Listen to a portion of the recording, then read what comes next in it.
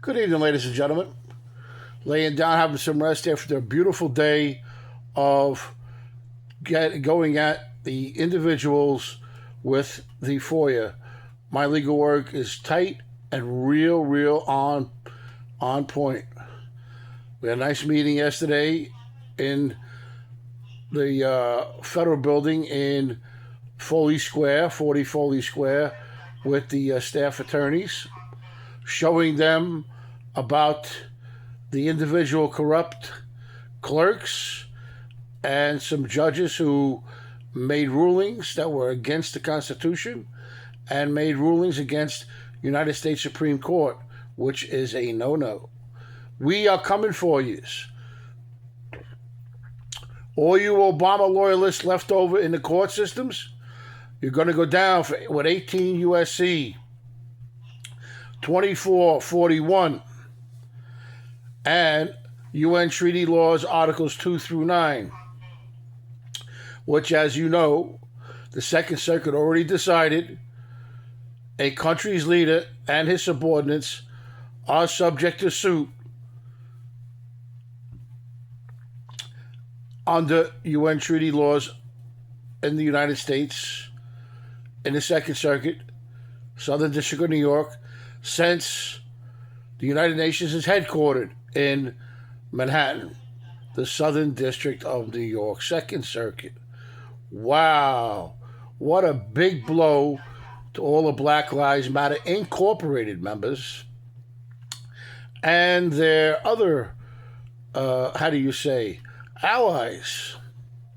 Because now, as associate members of that association, group, or organization, you also fall under the Civil RICO Act, which is a suit mechanism entitling the individual harm financially of triple the damages. Isn't that a nice, precise, round figure? 3 times the damages. That is a hefty sum of money. I hope and pray that you don't get used to that money that's hidden with property and trusts, because illegal proceeds and gains can breach that trust.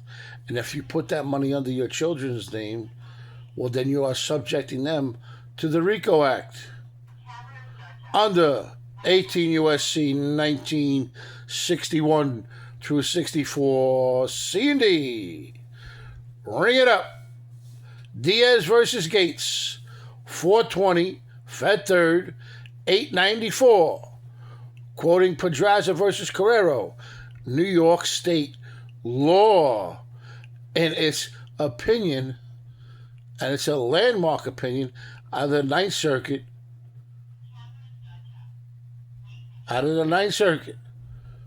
where a guy was arrested, police reports were falsified, and those falsified police reports were used to draw adverse decisions that caused him to loss of future wages, which is also covered under 5 U.S.C. 552A G1C G4 E5. So, ladies and gentlemen, step up, because Pedraza versus Carrero, 212 AD 2nd, is a 3rd Department, New York State of Appeals Court opinion that is quoted as a landmark decision in federal court. So, guaranteed, ladies and gentlemen, let's get ready to rumble. Democrats, let's get ready to rumble, because your times are coming. And Caddick versus Karasnik, 232, page 232, that's 70 Fed 3rd, 232, Second Circuit, 1995, is where the Second Circuit opinion lives. God bless America. God bless the United States Navy. God bless the United States Supreme Court.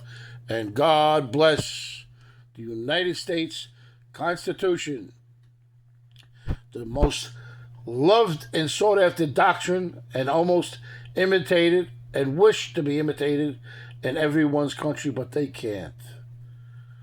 And thank you most of all for Donald J. Trump and J.D. Vance, who brought that back to life again after the communist and treasonist, under the directions of Barack Hussein Obama, a closet Muslim, and Joe Biden, an anti-Italian, American, anti-Roman Catholic hater, just like his predecessor, Barack Hussein Obama, who is ashamed to admit his religious origins because it proves beyond a reasonable doubt of the genocide that he committed in the Federal Bureau of Prisons on Italian Americans, Roman Catholics. It is proven because I have the proof. February 2008, we go all the way back there, and U.S. versus Razzoli, 12 CR 550, tried before Denise Coate, and tried by who? Damian Williams, the person who was rewarded after my conviction, the U.S. Attorney's job in the Southern District of New York, by Joe Biden. Thank you very much, ladies and gentlemen. And remember one thing, U.S. Constitution protects all lives matter. And we are here. Thank you.